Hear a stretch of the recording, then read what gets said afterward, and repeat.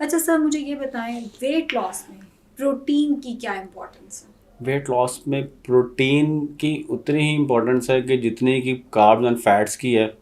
अगर आप प्रोटीन ही ना ले रहे, सबसे पहले जो मसला आपको आएगा, वेट कम हो गया लेकिन बॉडी फ्लफी हो जाएगी। हाँ। दो लोगों ने वेट कम किया, एक ने प्रोटीन इंटेक नहीं लिया अच्छा, एक ने अच्छा लिया। हो सकता है इसने प्रोटीन लिया, उसका वेट ज़्यादा ना गिरा हो लेकिन उसकी मूवमेंट ज़्यादा गिरेंगी। दूसरा फ़र्क जो आएगा दोनों की बॉडी में, जिसने प्रोटीन इंटेक अच्छा नहीं लिया और उसने प्रोटीन अच्छा लिया, वो ये कि बॉडी शेप अप होगी।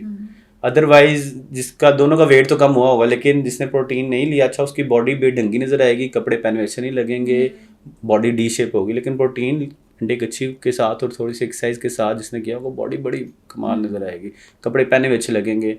मैं अक्सर कहता हूँ कि यार अगर आपने ₹1,00,000 का भी सूट पहना है और आपकी बॉडी शेप अप नहीं ना, तो उसका कोई फ़ायदा नहीं, वो अच्छी ही नहीं लगेगी। इससे बेहतर आप लंडे से 500 की शर्ट पहन लोगे ना, अगर आपकी बॉडी अच्छी है तो वो आपको आप अच्छा ग्रेसफुल कैरी कर। करोगे। जैसे हम बहुत सारे लोगों को देखते हैं, उनका वेट 48 होता है, लेकिन वो इतना बड़ा फेस हुआ होता है और बॉडी कंपोजिशन बॉडी कॉम्पोजिशन का फर्क आ रहा होता है। लेकिन कुछ लोग हैं उनका 78 90 पे वेट होता है, लेकिन वो इतने, जैसे अब आपका भी लीन वेट में अगर ऐसा मैं देखूं, जब आप एंटर हुए मैंने साथ ही देखा है कि आपने काफ़ी मसल बिल्ड किया हुआ है इस दफ़ा। तो जब एक बंदे ने मसल बिल्ड किया हो तो उसकी, जैसे सलमान खान जैसी बॉडी हो गई, अक्षय कुमार जैसी बॉडी हो गई, मलाइका अरोड़ा जैसी बॉडी हो गई, तो हमें कहीं ना कहीं उसमें मसल नजर आता बिल्कुल है। जब आपने मसल नहीं गेन किया और आप प्रोटीन नहीं ले रहे, तो फिर हमें जगह जगह फैट का बिल्कुल प्रॉब्लम ऐसी है। फेस भी बढ़ा हुआ होगा और वो सारा कुछ।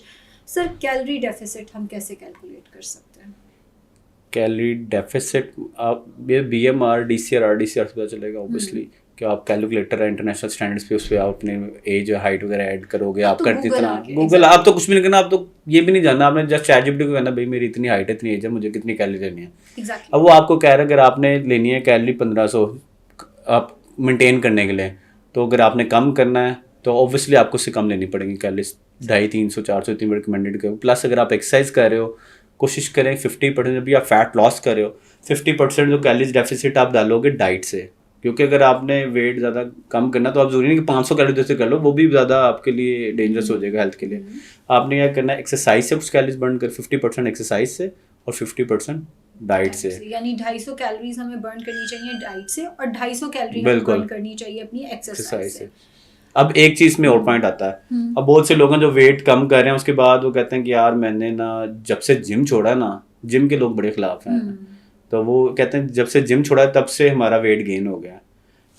इसकी सबसे बड़ी वजह ये है कि जब आप फैट लॉस कर रहे हो, डाइट कर रहे हो, 250 कैलोरी वहाँ से बर्न करो, ना चाहते हुए जिम कर रहे हो, चाहे आपको नफरत हो से एक्सरसाइज कर रहे हो, 250 कैलोरी वहाँ से बर्न करो। जब आपने डाइट छोड़ दी और एक्सरसाइज छोड़ दी, तो 250 जो बर्न हो रही थी कैलोरी, जो नजर नहीं आ रही थी, आपको लग रहा था मैं खाली वेट उठा रहा हूँ, लेकिन अल्टीमेटली वो बर्न करता है, वो 250 ऐड ऑन हो गया। एग्जैक्टली। और जो आपने डाइट भी छोड़ दी तो 250 ऐड ऑन हो गया, 500 ऐड हो गया।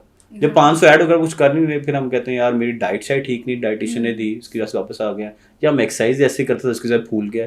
फूला नहीं होता कुछ भाई, खाया होता है। एग्जैक्टली। मैंने खुद जिम करके ज़ुहैब सर के साथ जब जाती थी, बड़ी स्टोरियाँ भी पोस्ट करती थी, और अब मैं खुल के बताती हूँ अब नहीं होता सर, मैं थक गई हूँ, मैं ना आजकल काम ज़्यादा कर रही हूँ, जब काम ज़्यादा होता है मुझसे जिम नहीं होता, तो नहीं, बॉडी तो बंदे नहीं की पूरी। ऑब्वियसली एक तरफ पैसे और एक तरफ काम तो ऐसी बात से देखिए, शर्मिंदा ना करें मुझे, ऐसी बात नहीं है, बस वो एक दिन सुबह आऊंगी मैं आपके पास जिम, देखना वो एक दिन आएगा, तो उसके बाद इंशाल्लाह। बॉडी तो नहीं फूली। लेकिन पेशेंट्स यही कहते हैं कि भाई हमने जब जिम छोड़ा ना, वही आके कहेंगे, मैं पूछूंगी ना वेट कब से बढ़ा, हम पहले जिम जाते थे, जब जिम छोड़ा सब कहते थे जिम ना करो, इसके बाद इनफर्टिलिटी हो जाती है, वो भी हो गई हमें फीमेल्स, क्योंकि ये नहीं वेट गेन हो गया समझते, ना, वेट खा गेन रहे हो गया, हैं। पीसीओएस हो गया, हाँ, उसके बाद इनफर्टिलिटी, वो सारा जो लेना देना है ना, वो वो जाके जिम पे डाल देते हैं, जिम पे मलबा डंप डाल कर देते देते हैं। हैं कि हमने जिम छोड़ा तो उसकी वजह से हमारे सारे मसले बढ़ गए।